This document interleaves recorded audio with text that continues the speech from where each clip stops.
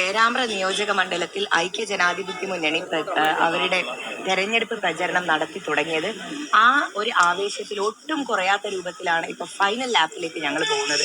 100% confident ആണ് ഞങ്ങൾ.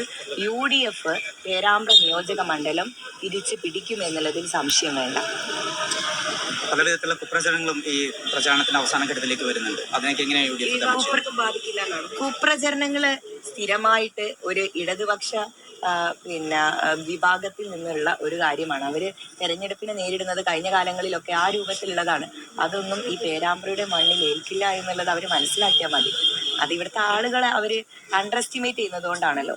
വളരെ ഉന്നത ജനാധിപത്യ ബോധം പുലർത്തുന്ന ആളുകളാണ് ഈ മണ്ണിലുള്ളത്. അതുകൊണ്ട് അതൊന്നും ഞാനൊരു ഗൗരവമായിട്ടുള്ള കാര്യമായിട്ട് എടുക്കുന്നില്ല. മറുപടിയൊക്കെ ഇന്നലെ കൊടുത്തല്ലോ, മറുപടി കൊടുത്തു. അതിൽ തീർച്ചയായിട്ടും നിങ്ങൾക്കറിയാം ഇത് ഇവിടെ നിന്നാണ് തുടങ്ങിയത് എന്നുള്ളത്. മാത്രമല്ല, ഇത്തരത്തിലൊരു കമ്മ്യൂണൽ ഹേറ്റ്രേഡ് ഉണ്ടാക്കുന്ന അനൗൺസ്മെന്റ് വരുമ്പോൾ അതിന് മറുപടി പറയുന്നത് ഞാനാണ്. നിങ്ങൾ ആലോചിച്ച് നോക്കുക, എത്ര വിരോധാഭാസമായിട്ടുള്ള കാര്യമാണ്.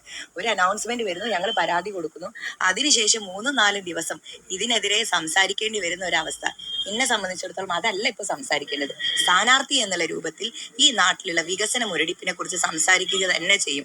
അതിൽ നിന്ന് മാറ്റിയിട്ട് വേറൊരു രൂപത്തിലുള്ള പ്രചരണത്തിന് പിന്നാലെ പോകാൻ എന്തായാലും ഞാൻ താൽക്കാലികമായിട്ട് ഉദ്ദേശിക്കുന്നില്ല. ആളുകൾ തീർച്ചയായിട്ടും ഇത് ചർച്ച ചെയ്യും, അത് വിലയിരുത്തും. അതിൽ ഇവരുദ്ദേശിക്കുന്ന രൂപത്തിലുള്ള പ്രചരണം ഈ നാടിനെ കീറി മുറിക്കുന്നതിന് തുല്യമാണ്. അത് അവർ തിരിച്ചറിഞ്ഞാൽ മതി. ഇപ്പൊ കഴിഞ്ഞ കാലങ്ങളിൽ ഇവിടെയുള്ള MLA യും മന്ത്രിയായിട്ടുള്ള ബഹുമാന്യനായ